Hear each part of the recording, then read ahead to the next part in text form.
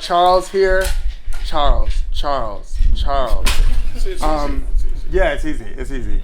All right, so a native of Miami, Florida, Charles is an alumnus of Morehouse College, where he was a member of the varsity debate team, twice editor of the college newspaper, president of his senior class, and chairman of the Atlanta Student Movement, 1960s civil rights organization. Charles was one of only 8 students taught by Dr. Martin Luther King Jr. at Morehouse. Charles is a veteran actor in various media, chairman of the board of Aliens Adoptions International Incorporated, chairman of the board of advisors of Freedom University, past chairman of the board of trustees of Hammond's House Museum, past editor of the Atlanta Inquirer newspaper, and past CEO of a national consulting firm, Frontiers Unlimited Incorporated. He has been an advisor and manager of numerous civic and political campaigns. He starred in a series of faith-based films and non-faith-based. Films, accompanied by training guides being used in more than 1,200 churches across the nation. He regularly mentors younger generations of community and political activists and is an in-demand speaker or panelist on matters of civil and human rights. He was awarded the Presidential Medal of Honor for a lifetime of community service by President Barack Obama in 2016. Thank you, Charles.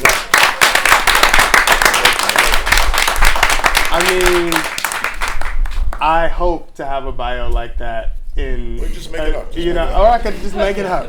This is true. I do it with everything else. So, so thank you. So we're in the presence of greatness really tonight, and I'm happy that everyone's here, of all different ages, backgrounds, creeds, etc. And this should be an exciting conversation. But I told you that we're going to start with wordplay. And you haven't seen these words before. You don't know anything about this. No.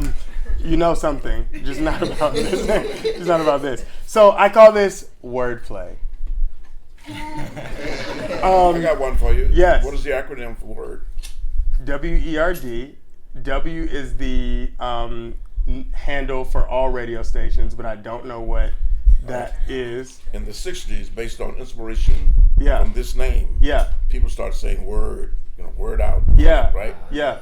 And the acronym is Well Expressed Rational Declarations. Well expressed rational declarations. Right. So if this is how this is gonna go, then let's do it. I mean, if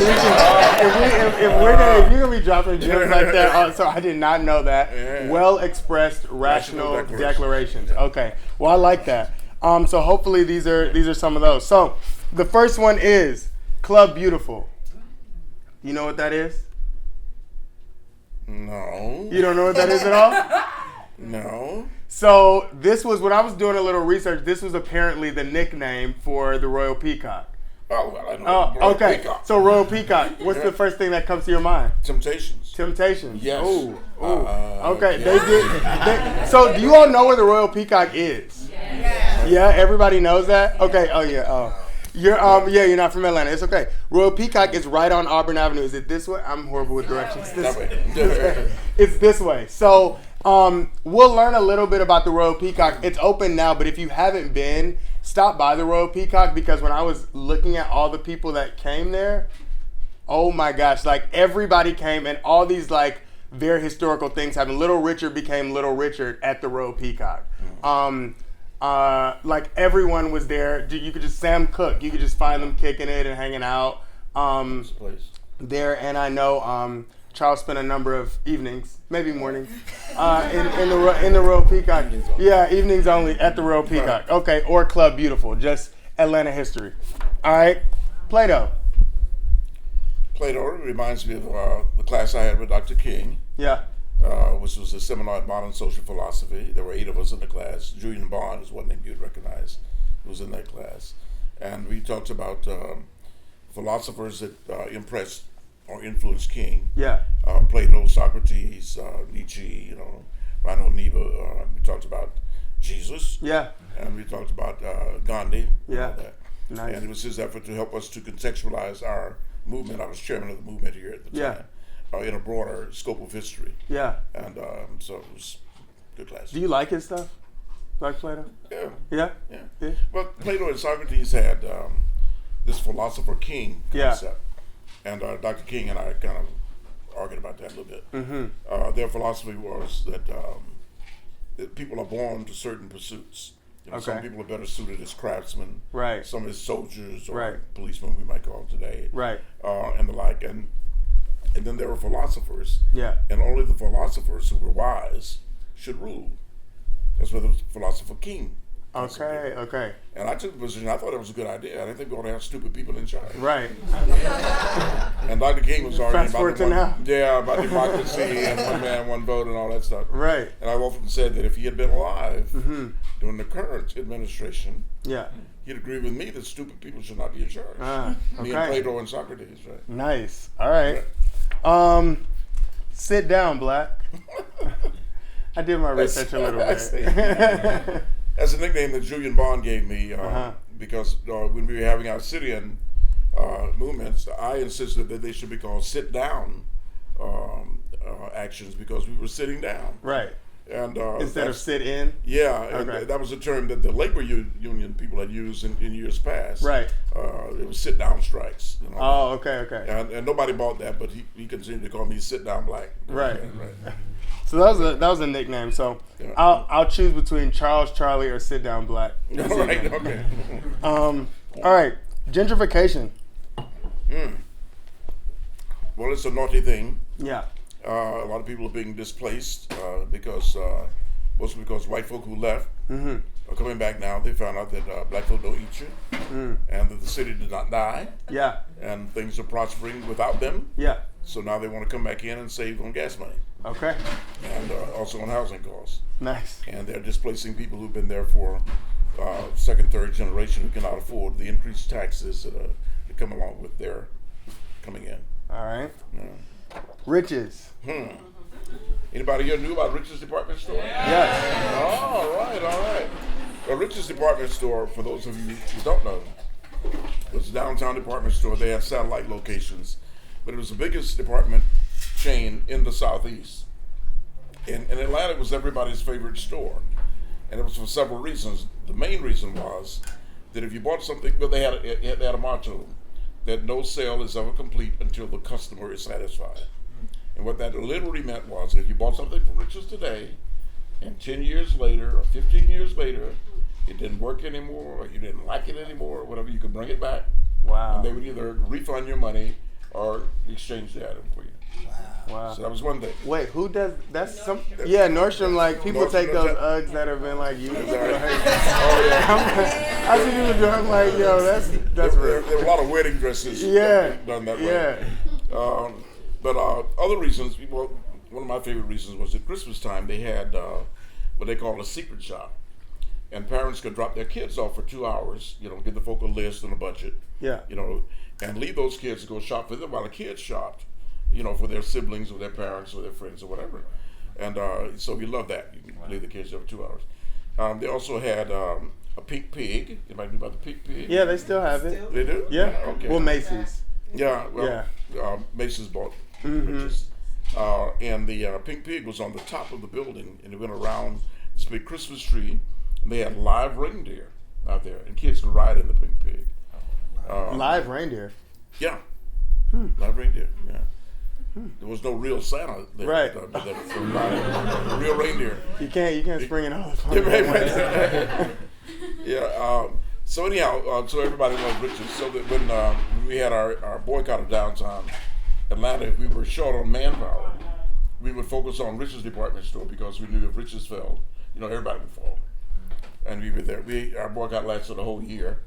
The Klan came and picketed us, and when they first started picking us, they had on bibbed overalls under their white robes and stuff, and their dunce caps. And after a couple of days, they came back with neckties on, and white shirts and stuff. So a reporter asked him why the change, and he quoted this guy as saying, "We want to show these students we's dignified too." That's what the pants was saying. So anyhow, we weren't intimidated by them, but somebody pointed out to them eventually that people who were not staying away because of us stayed away because of them. So they made our boycott that much more effective. Nice. So about 3-4 weeks they stopped picking us. Which is Kanye West. I have to talk about Kanye West. Yeah. I'd rather pass. I can't think of anything. Whatever you want to say. Well, I think he's rude and crude. Okay. Very talented and rich, but Yeah. Rude and crude. Okay, rude and crude. Yeah. Newspaper. Newspaper. I think first, of course, about the Maroon Tiger at Morehouse College. I was the first junior to edit that paper, and then again in my senior year. Yeah. I also became editor of the Atlanta Inquirer newspaper after school. The Atlanta Inquirer grew out of our movement, largely because we couldn't get favorable coverage in the local newspapers, including the Atlanta Daily World from down the street. Right. C.A. Scott, who was the publisher there, was a dyed-in-the-wool conservative Republican. Only newspaper that endorsed Goldwater, Nixon, right. Everybody else was going the other way. So in any event, there was a guy named Kasuth Hill that had an office supply store down the street. Near on where Auburn? On Auburn, yeah. Okay. Near where our first office was. Yeah. Well, not our first office. We got kicked off campus because the presidents of the school wanted to kick the white folk out. They thought someone might be communist, so they kicked us off campus. We ended up at Joseph E. Boone's Church Trust Memorial on what was Chestnut, not Brawley. And then we ended up on Auburn for a while. But in any event, this guy, Kasuth Hill, came into the office. He was like a white man. Ronnie King, who was the first chairman of our movement, was there. And he was wondering, how does this white man get in there, you know? And after he told him who he was, he relaxed. But he owned the rights to the newspaper named the Atlanta Inquirer. Yeah. And they had a printing press. So he volunteered to give up the Inquirer to our movement and to print the paper for us. Because we were using little mimeograph. Nobody knows what a mimeograph machine is around here. No, Right? what's a memory graph machine? Yeah. There's something you crank like that. They need to do one copy at a time. God knows, right? But anyhow, we had little flyers we were passing out, so we didn't have a real good organ of communication. And the Atlanta Inquirer became that organ for us. And after I was out of school, I was editor for 3 years there. Wow. Yeah. All right. HBCUs. All right. Well, you know, I'm a Morehouse man. As you know, you can always tell a Morehouse man, but you can't tell him much. That's what they say.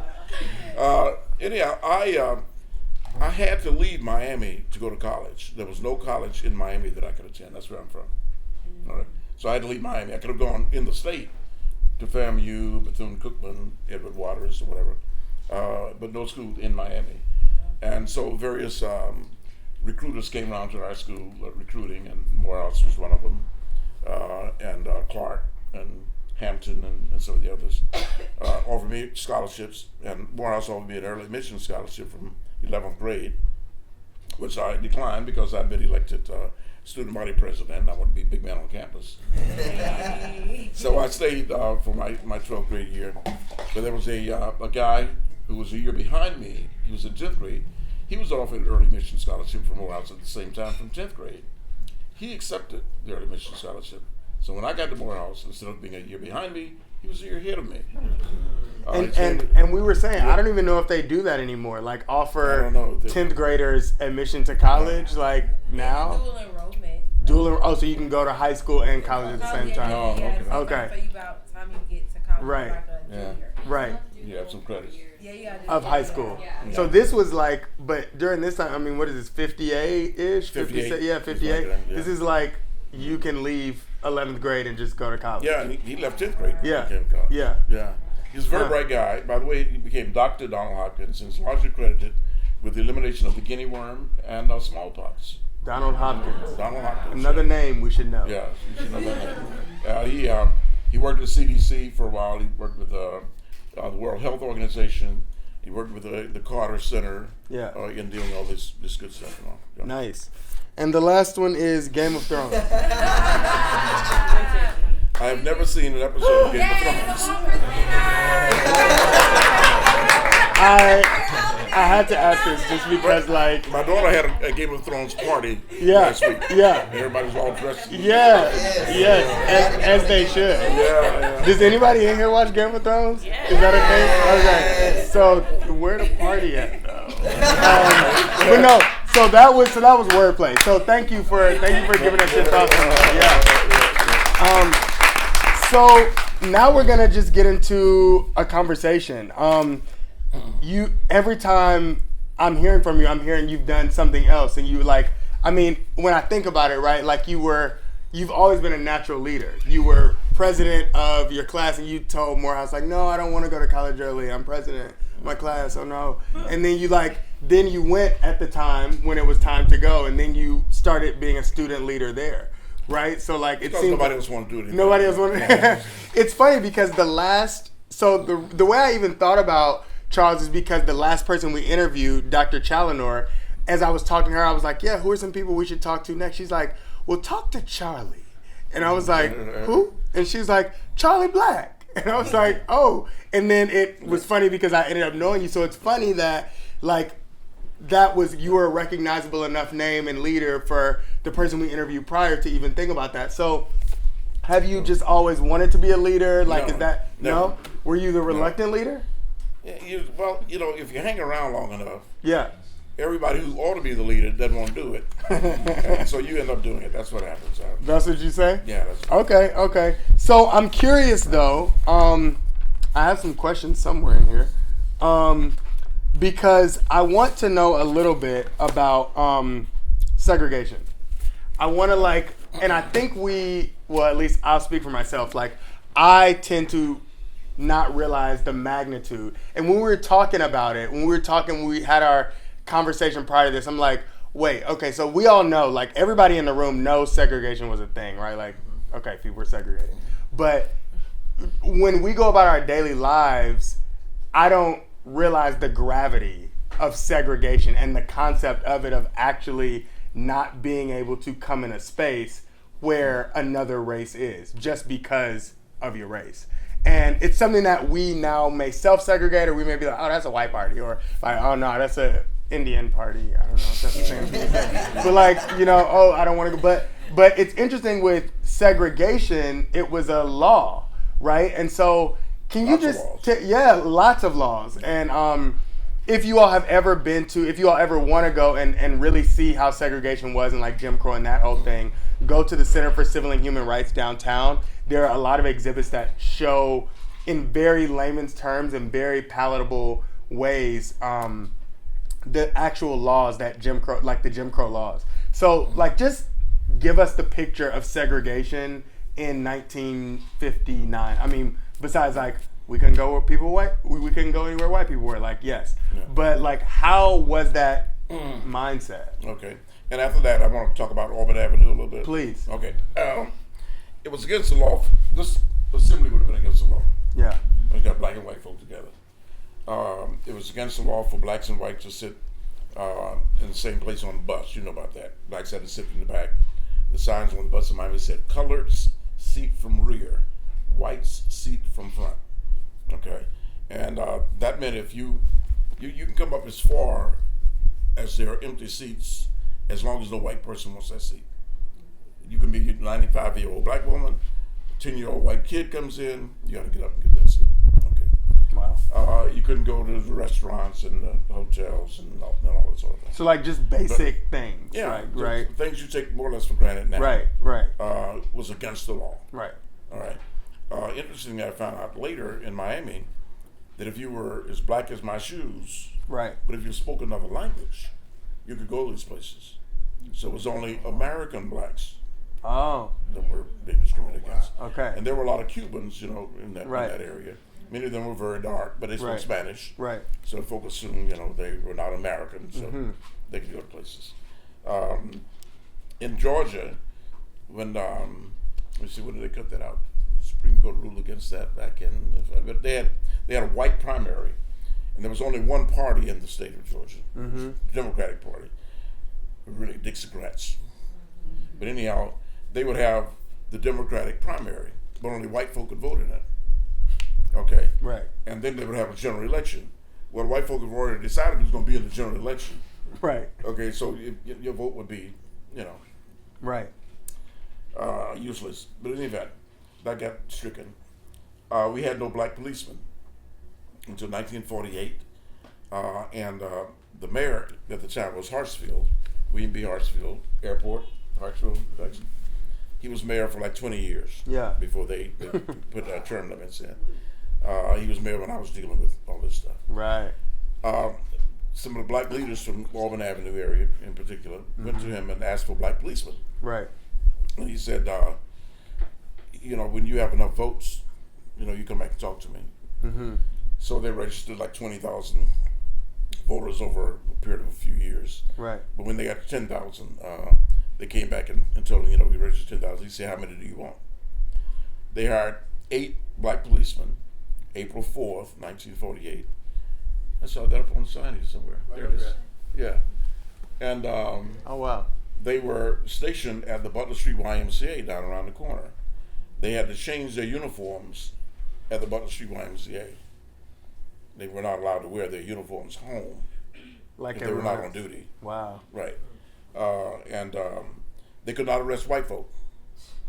Now, if they caught a white person in the act of a serious crime, they could retain that person and call for a white officer to come and arrest that person. Wow. But they could not arrest them. So the journey of this was you want some black police officers. He says, come back when you have enough votes. That's 2 years later.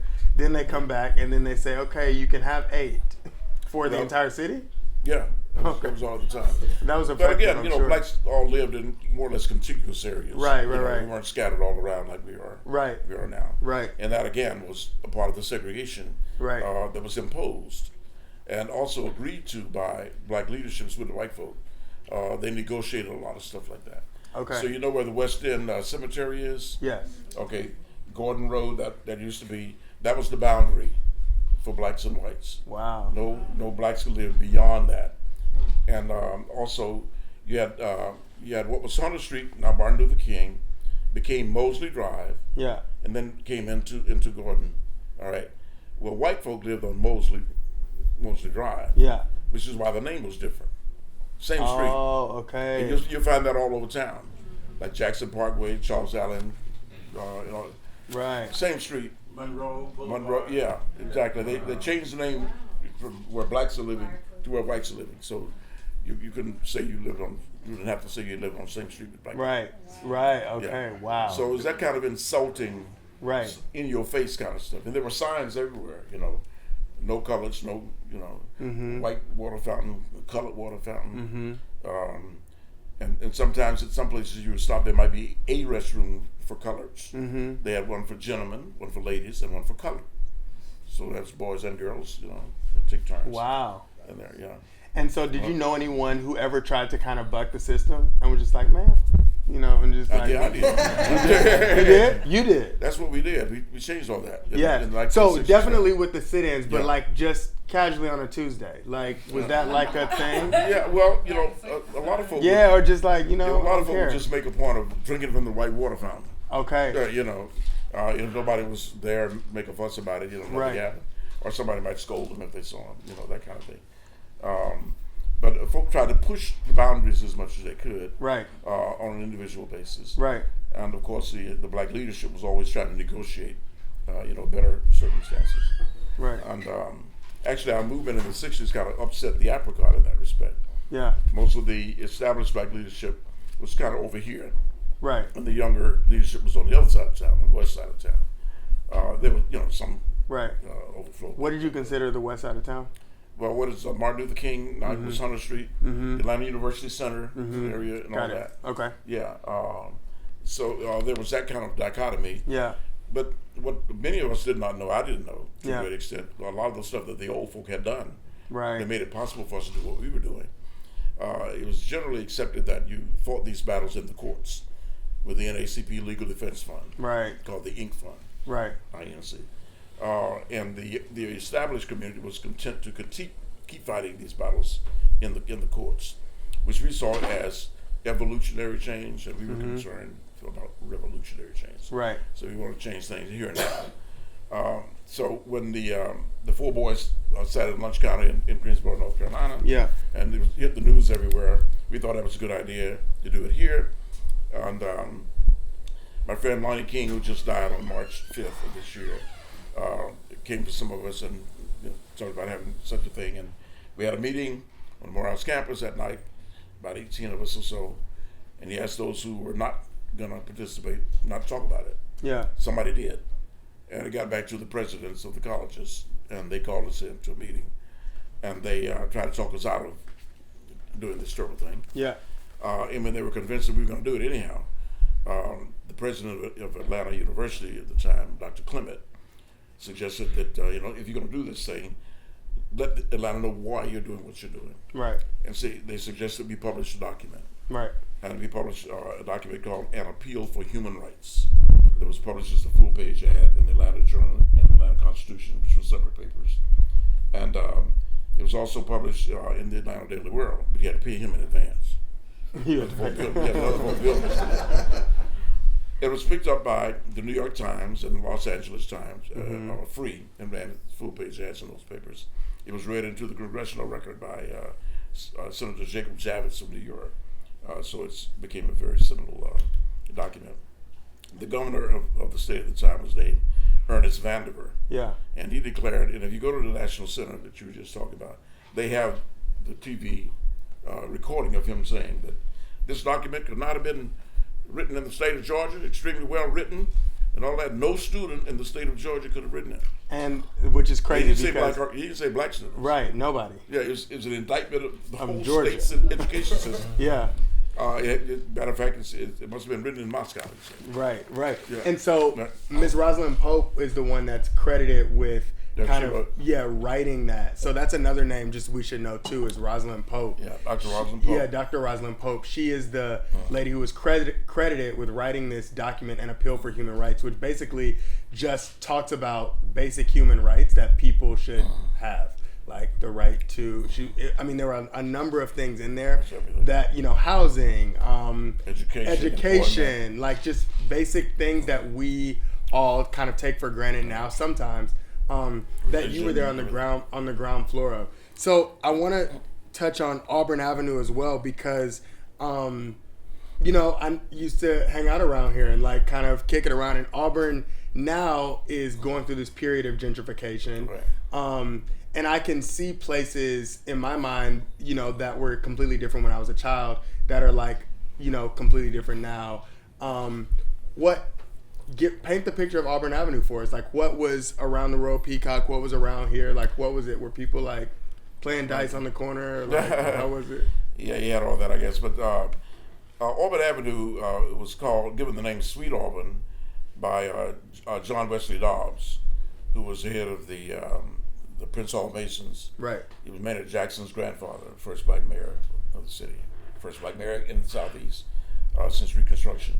Wow, so a good family. And because of the business prowess the street had, it was known as a mecca for black business in the country. You had Citizen Trust Bank, you had Mutual Federal Savings and Loan, you had Atlanta Life Insurance Company, and you had various businesses. The man who started and owned WRD was named Blayton, Jesse Blayton. He was the first CPA, black CPA in the South, and was known as the dean of black CPAs in the country because he mentored a lot of other black folks. He taught at Morehouse, he taught at Atlanta University, and he owned WERD for like 20-some years or so. Up until 69, I believe it was. You know this name. You know the next. Yeah, you can correct you. I had a program on the station one time called on a Sunday afternoon called Civil Rights Battlefront, and I interviewed people who were involved in wow. And what years were these? It was either late 60s or early 70s. And you would come through here or another way? No, around the front. Oh, around the front. Okay. And like come in and record. Yeah. Do your thing. Are those recordings available? I don't have any. I don't know if they kept any of that stuff. But I remember one time I was interviewing John Dale Johnson. Does that name ring a bell for you? All right. John Dale Johnson became a leader in the NAACP at the national level. When I first knew her, she was teaching at Price High School. And she was one of the several teachers from Price High School who came and worked part-time at the Atlanta Inquirer. Right. So she ended up writing a social column for us initially. Mm-hmm. And then she became a crusading reporter. Got it. We got a white policeman fired for beating up on a black guy. We made the mayor do stuff and all that. And then she became executive secretary of the Atlanta branch NAACP. and then the national coordinator for membership or some such thing. But anyhow, I was interviewing John Dale Johnson. John Dale was from Charleston. Yeah. And she had this great Charleston kind of draw. And she was a real big talker. So I didn't prepare a whole lot of notes or anything for interviewing her. You know, it's an hour show. Right. And everything I asked her, she said, yeah. I said, no. I said, John Dale, I was writing a note, stretch it out. Right. Yeah. I didn't think I'd have a problem getting her to talk. Right. That's what I remember about that little program. But anyhow, this street included doctors and lawyers. There was a building across the street down at the next corner, or 2 corners down maybe, that had a lot of doctors, officers, and lawyers. And Jimmy Blayton had his office over there. And downstairs was B.B. Beeman's restaurant. Yeah. And that's a place where King would have meetings in a little back room a lot. And we met there with him and other people and stuff like that. You had Atlanta had 3 hotels the time I came here. The Savoy Hotel was across the street down there a bit. Was it a on black Auburn hotel? Avenue. Black The Savoy? It was Okay. a black hotel. Oh, okay. There was one called Forest Arms, which was on Forest Avenue, which became Ralph McGill. Got it. And there was one called University Motel, which was not black owned, but it was black managed and was catered to black people. Got it. And she might have been another hotel, but anyhow. So you had got Big Bethel Church down here, which big deal, and the bishop of the AMEs. Yeah. That would be his church. Yeah. Jesse Hill, that name rings a bell for everybody. Became the head of Atlanta Life Insurance. Was a Sunday school superintendent there. Jesse had lived at the Butler Street Y when he first came to town for 4 months. Yeah. I led the effort to change the street name to honor Jesse Hill down there. And as a part of that, we helped the Grady Hospital develop a new trauma center.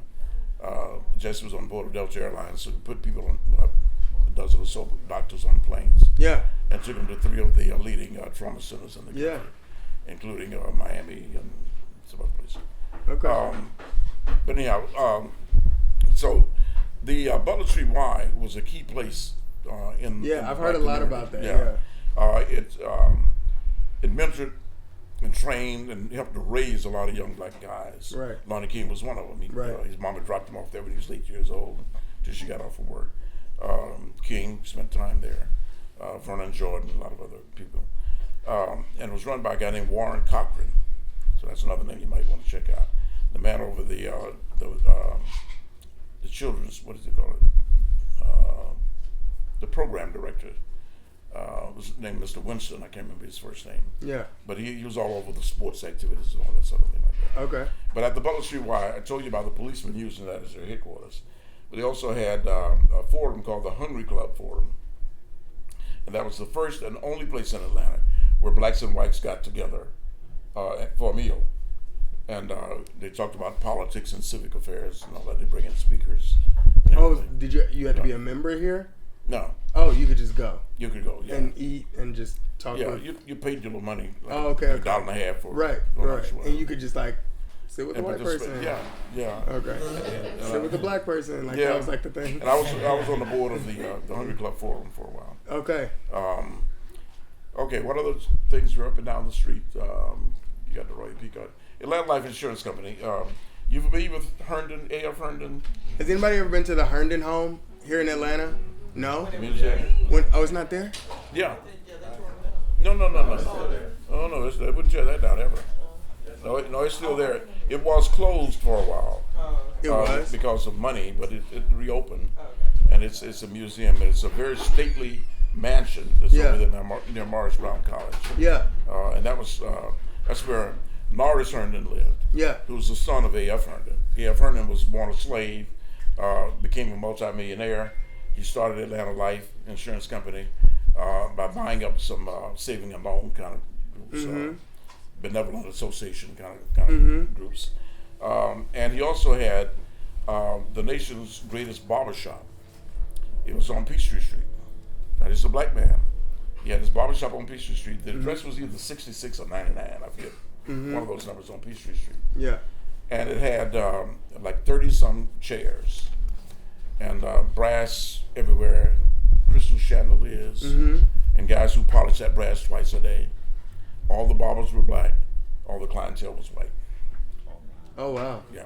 So what do you think happened It's called to the Crystal Palace. the what palace? The Crystal Palace. The Crystal Palace. Yeah. So there are like these theories that desegregation caused the decline of a lot of the black businesses and like Auburn Avenue in particular, and a lot of the. Do you believe that? Do you think that was a part when we were like, oh, we can go to Buckhead now, or we can go to wherever? Yeah, like that was what you might call an unintended consequence of desegregation.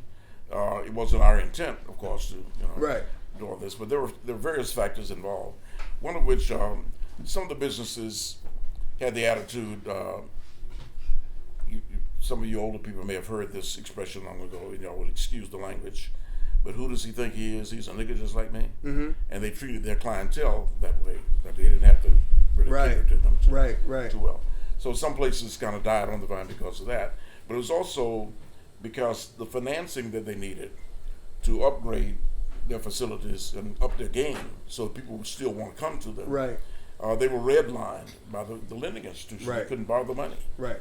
So literally you have people that, you could only go to the black businesses when it was legal for you to only go to the black businesses. But then when the floodgates opened for blacks to go to white businesses, you couldn't get the financing to even compete. Yeah. So it's kind of like a double-edged sword. Damage. Yeah, collateral damage. Yeah, absolutely. Collateral damage. So I'm also interested in your time with Dr. Martin Luther King as being one of those 8 students. So I learned when I was talking to him that Dr. Martin Luther King Jr. only taught one class at Morehouse. One class ever, anywhere. One class ever, anywhere, ever in life. And you were one of the 8 students. So quite an honor, right? But like, what was it like? You promised you wouldn't ask me. I'm just curious. You don't have to say what you're quoted in saying. That's why I was like, I guess it's fair game. No, King, is a dynamic orator. Could hold forth the masses of people and stir the oceans and all that. But if you're in a class of 8 and you're all sitting around in a circle in a hot room on a Tuesday afternoon, similar. He spoke in a monotone. And his favorite expression after almost everything was, yeah, and so and so and so and so and so and yeah. Yeah. He called me Brother Black, by the way. Did he? Yeah, he called me Brother Black. Oh, see. We had that conversation. Okay. Yeah. But anyhow, so sometimes it was difficult to stay awake, except the subject matter was. I'm just saying that. Yeah, so there were a lot don't tell nobody. There were a lot. I know, don't tell anybody. There were a lot of really interesting people in this class too. There was this CNN article about like all the 8 people in the class, and there was like Julian Bond in this same class. Reverend Amos Brown. Amos was in this class as well. Minister out of San Francisco. Yeah, and they were like talking. They all had their own perspectives on what it was like being in the class, the only class that Dr. King ever taught. So there were 3 ladies in the class too. Yeah, 3 ladies. Yeah. And so Julian Bond said he beats himself up because he didn't take notes. That was his quote. Yours was similar to what you said. And everyone had kind of quote me on that. Yeah. They quoted you. And, I mean, it was a very interesting article. If you all ever get a chance, like check out that article that CNN did on the 8 students that were in Dr. Martin Luther King Jr.'s only class. Let me say this about the Atlanta Life Insurance Company in its role in helping us. Yeah.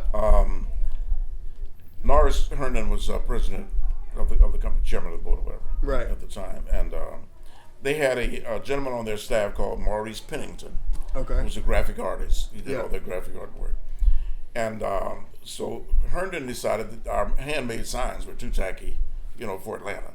Right. So he had Maurice Pennington to print signs for us. Got it. So if you see pictures of us with our signs, they're nice. Big black. Block printed stuff. Right.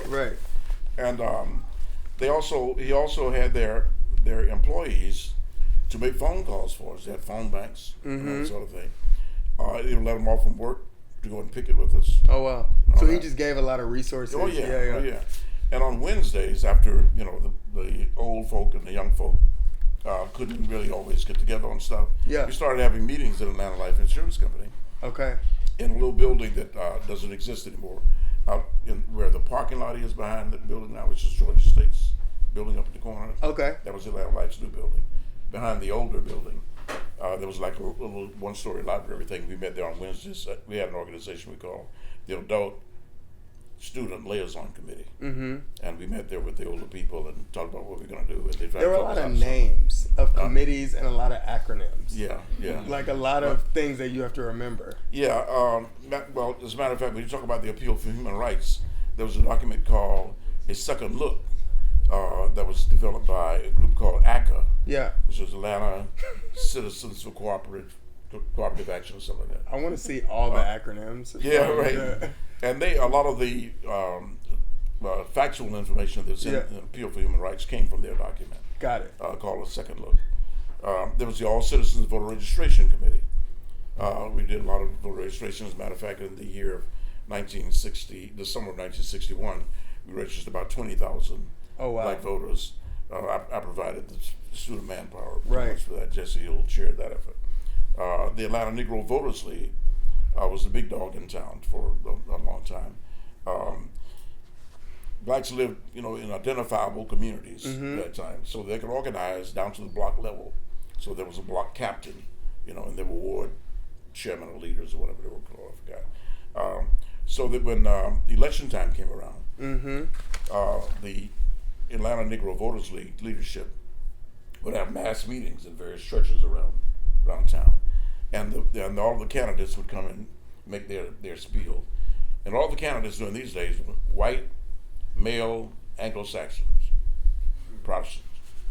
All right, no Jews, no women, no black folk, no anything else except white, male, Protestant, Anglo-Saxon Protestant. So our motto was we would choose from the lesser of the evils. Yeah. All right. So they make their spiel, and then the people would ask questions or whatever, and the Atlanta Negro Voters League, which had a Republican and a Democrat co-chairs, would get together and decide on who to endorse. Right. And they published on the night before the election what was called the ticket. All right. And on the ticket would be the candidates endorsed by the Atlanta Negro Voters League, and they were distributed to everybody's mailboxes, churches, and everywhere. And the black community, for the most part, was a BLOC block vote. Right. If you got the black community vote, you had a much better chance of getting elected than otherwise. And I'll tell you one particular situation. Ivan Allen succeeded Hartsfield as mayor. Right. When Ivan Allen was running for mayor, there were 6 candidates in the race. It was Ivan Allen, Jim Aldridge, Milton Farris, Charlie Brown, Muggsy Smith. How do you remember all of this? Lester Maddox. Well, I was involved. I mean, does anybody remember who was in the race last year? Seriously, that's incredible. In any event, we were still just white males now. So the black community was kind of divided among a lot of these candidates. This side of town, black leadership was mostly endorsing Ivan Allen. Ivan Allen was chairman of the Chamber of Commerce, and had an office supply business, so Ivan Allen office supply. Lester Maddox was our resident racist in town. I don't know if you remember anything about him, but he owned a restaurant called the Pickrick, and he ran black folk away with a pistol and a pick handle. And if you go to the Center for Civil and Human Rights, you can actually see video of Lester Maddox talk. You can hear audio and see video of him talking about black people in the craziest way that I've ever heard. Yeah. And he became governor sometime later of Georgia. Governor of Georgia. He also ran for president. Yeah. And he was renowned for riding his bicycle backwards, sitting on the handlebar, riding his bicycle backwards while he was campaigning. In any event, this election resulted in a runoff between Ivan Allen and Lester Maddox. Okay, the real racist Lester Maddox, and Ivan Allen, moderately racist. Yeah, patrician sort of racist, right? So Lonnie King, who was chairman before me, had gotten the students involved in this election in support of one candidate, M. Muggsy Smith, who was a state legislator who had, his claim to fame was that he introduced legislation in 1948 to unmask the Klan. I mean, the Klan widows, Duncan Scats, what they couldn't wear masks across the face anymore. So Lonnie had students supporting this guy. Well, when I came back from Miami and took over as chairman, I took the position that students shouldn't be involved in partisan politics. Mm-hmm. So we weren't going to be endorsing anybody in this runoff. Well, Ivan Allen was kind of self-assured that, I know I got this made. Black folk ain't going to vote for Lester Maddox. Right. I can count on that vote and I got it made. Right. There's a lady named Helen Bullock who was executive secretary to Hartsfield, later Ivan Allen, and Sam Marcel. Mm-hmm. 3 mayors in a row. We got to know each other because I called her from jail and said this place is filthy, and she went and cleaned it up. And by the way, you were in jail because of the sit-ins. Sit-ins, yeah. Got it. Yeah, that's all. Not just for like robbing. Not for somebody. drug dealing. Yeah. And wait, I'm sorry. I don't mean to interrupt your story, but does that still show up on your record? What? Yeah. Well, they had docketed those arrests, is what they said. Oh, really? What is that? They I just have no expunge idea. or whatever? Yeah, something like that. Oh, okay. Okay. I don't care. But anyway, I got to know Helen Bullock and be with something of a friendship. So she convinced Ivan Allen that he should come and talk to me. Right. So I had him come to my side of town, west side down Fair Street bottom. Yeah. And we met. There were I think 4 of us students and him. And the mayor or candidate. Yeah, mayor or candidate, Ivan and Helen. Right. So he came in, all self-assured, and then because, I'm sure black people are going to vote for me. Right. I said, but we have a third choice. He said, what is that? I said, we could go fishing. He looked like that. He said, what do you mean? I said, well, if we don't turn out, you'd lose. Right. Because white folk going to turn out and vote for their man. Right. And if you don't have the black vote, you lose. Right. And my friend Helen says, now I have it. Maybe I'll listen to what he's saying. So after a while, I demanded that he publicly commit to about 6 things. Right. Like desegregation of facilities, city hall, employment of blacks in Right. non-traditional positions, and whatever else. Right. I don't remember what this was. Right. And in return, what I agreed to do was to encourage black folk to go back to the polls. Got it. With him making a clear distinction between him and Lester Maddox. Got it. He did it. He went public and made those commitments. Nice. So we got out and put our flyers out and everything and encouraged people to go back to the polls. So you've met with mayors, potential mayors. Who's like the most interesting or like most jaw-dropping person that you've met with? Oh, you mean everybody? Hmm? Oh, I don't know. A lot of depends on one's perspective as to whether or not you would consider them. Well, a lot of people. Yeah. But anyhow, we got him elected, and he served for 2 terms. And then Sam Marcel was the first Jewish mayor. Had to come to my side of town because I was at the time chairman of a group called Young Men on the Go, which I always said involved all the black guys in town who wore ties to work. Okay. Yeah, Maynard Jackson, Andy Young, and all those guys were in the group. And so Sam Marcel comes to us, get support. And we got a deal with Marcel that we would support him with the understanding that he would be a 1-term mayor, a transition mayor to the first black mayor. He agreed to that. We helped get him elected, and he decided he wanted to be mayor a 2nd term. Right. And we told we had a deal. Right. And so we supported Maynard. And Right. He became the next mayor. That's interesting. So you brokered a deal with a white mayor to get the black mayor elected. Yeah. But what did he not run that second? Was he just like, no, okay, or was Yeah, he ran. Okay. Yeah. So then the deal matter of was fact, never Ivan voted? Allen showed some of his racism, and he came out with some ad that said Atlanta's too young to die. Meaning, if you elect a black guy mayor, the city's gonna die. Oh, okay. Okay. Huh. But anyhow, That's interesting. And then so I just want to close this out with already. I know.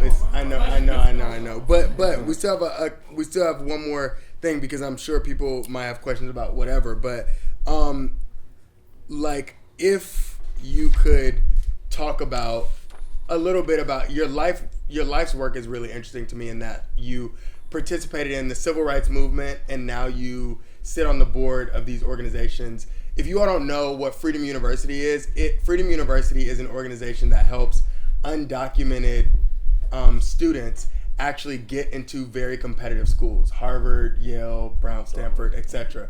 He helps students of undocumented immigrants essentially like go to these elite colleges where they are not wanted and, you know, not expected to be there. So it's kind of like a big like to society, in my opinion. But would you say that's your life's work? Like, or how would you? I'm kind of a do-gooder. Okay.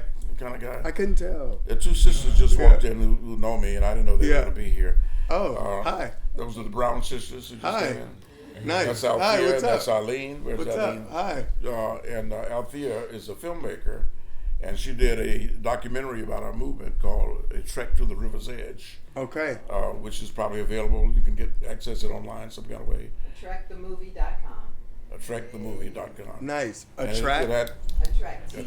T-R-E-K. Oh. Yeah. Got it. And so, you know, have interviews from a lot of us on there, including Lonnie and Herschel and Right. and Julian Bond and a whole lot of folk are on there. But what'd you ask me? Question. Life's work. So civil to the Freedom University effort. What happened is the state of Georgia passed a stupid law. Right. That said undocumented students first could not go to the top 5 state colleges. I'm not surprised. Mm-hmm. And then we finally beat them down to 3. Right. So the kids can't go to University of Georgia, Georgia Tech, and was it Georgia State too?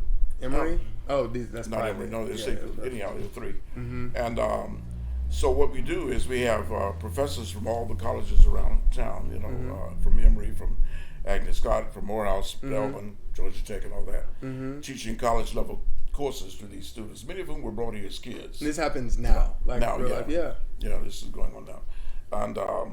And we also help them with their preparation for the tests, the SATs and ACTs, take them on tours to the various college campuses, and many of them are getting full rides to some of the top universities in the country, which represents a brain loss to our state. Yeah. Yeah. Because they're letting those folk get away. Yeah. This was what happened when I was a kid. Yeah. You know, all those folk who, black smart kids, had to leave. Yeah. And most of us never went back. Yeah. You know, so it was a brain drain to Miami, and I think Miami never recovered from that. Right. And Atlanta is doing this. Georgia's doing the same thing with these people. That's interesting, and I also, my last question to you really is about you're an actor now. Yeah. You know, which is you became an actor at 49. Yes.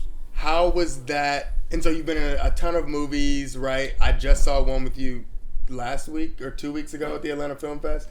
Film called Reckoning. Yeah. He was in. That was him. Yeah. He was in there. Yeah.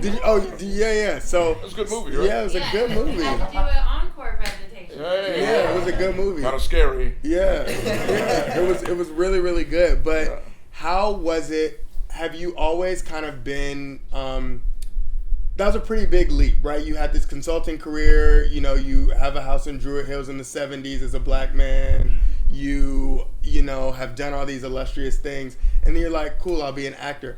I know how you became an actor, but do you mind just quickly telling everybody how you switched into that career? Just because it's interesting. But you mentioned my consulting. I had a consulting firm called Frontiers Unlimited. That was started by Julian Bond, Lonnie King, John Lewis, and myself. And after a year of them sending me SNCC people to hire and not doing much else, I bought. Do we know what SNCC is? Student Nonviolent Coordinating Committee. Cool. Which is a conglomeration of all the Southern student movements. Right. Yeah. At first, then they became their own thing. But anyhow, the 4 of us started this firm, and I bought them out after a year, and I ran it for a decade or so. And we did work all over the country. Yeah. And your question was, What was the about acting. the acting. Well, I had no interest in getting into acting at all. Yeah. But my third wife's daughter. Yeah. Said she was from Charlotte. All right, and my favorite wife was from Toronto.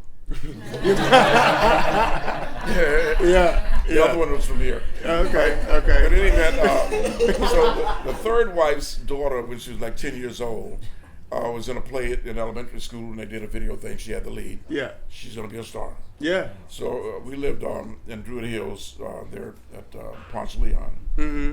And this class that she wrote is way up in Marietta. Right. You know, so for the time of the class, we're trying to kill time, go get something to eat or whatever. Mm-hmm. And so the instructor finally said, well, why don't y'all just stay and participate in the class? And it was like a 10-week class. And we did, and the upshot of it was that of the three of us, I was the one he encouraged to get into the game. Mm-hmm. And I told him I wasn't interested, and he kept doing that. He said, just get some headshots done, put them out, which I did. And within about a week and a half, I got a call from a casting guy to have me come in for an audition. Yeah. And the very first audition I had was with Reuben Cannon. Mm-hmm. Did I name anybody? He was the co-executive producer with Tyler Perry for many years, right? And it was for a film, a made-for-TV film called Stay the Night. Yeah. And the role was that of a prison psychiatrist. Mm-hmm. And I learned my little lines real good, but I did my thing. And he praised my little audition. He said, how long you been in the business? I said, about 5 minutes now. So they chose me for the role, but the role got cut out, so I didn't do that. But before I left, the casting lady asked me to go into this other room and audition for a guy named John Ehrman. Mm-hmm. John Ehrman did a lot of the Roots stuff, and he directed Queen, Haley's Queen and all that, and was Ann Margaret's favorite director. Anyhow, I went in and auditioned for him, and I got booked for a film called Carolina Skeletons, which starred Louis Gossett Jr. Yeah. And I expect to see Louis Gossett tomorrow, probably, because I'm on a panel for the film festival in Milledgeville. Oh, okay. Right. Tomorrow. Right. And he's moved to Atlanta now, and anyhow, So now you're an actor.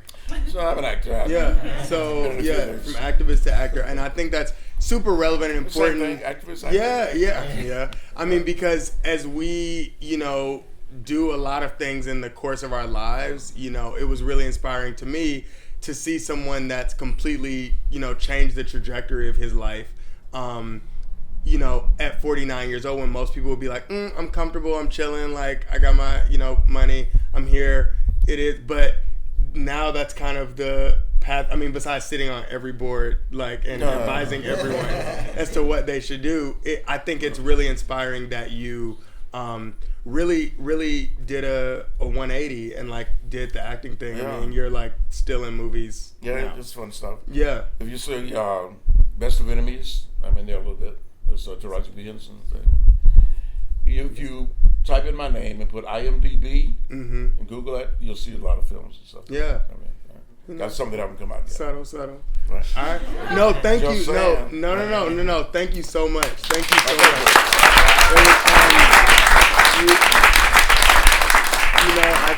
Your story's incredible. There's so much to be gathered from that. But I want to just open it up to questions. Yeah. If anybody, we'll take a couple and then we'll keep scooting. Yeah. Given your life experience. Do you mind introducing yourself? I'm sorry. I'm Jonathan Davis. Jonathan Area Davis. from Dallas, Texas. Yeah. Okay. Given your life experience, what advice, if you could just pick the best advice that you would give the youth of Black America, in this room today, for your grandkids? You took my last question. Yeah. It's okay. Go ahead. You can use it. You can take it. No, please. Someone has to ask it. Might as well be you. Yeah, go ahead. Is there any advice that you would give us, especially because you dealt with segregation and things of the past, but we're dealing with gentrification? Different battle, but maybe a slightly different book, but we're going to battle through it. So what would you tell us going through that, given your experience? Well, number one, if in doubt, raise hell. Okay. That's real. And whatever it is that bothers you the most when you get up in the morning, make that a cause for yourself. And I always like to remind people that a movement is by its nature multidimensional. And Althea has heard this many times.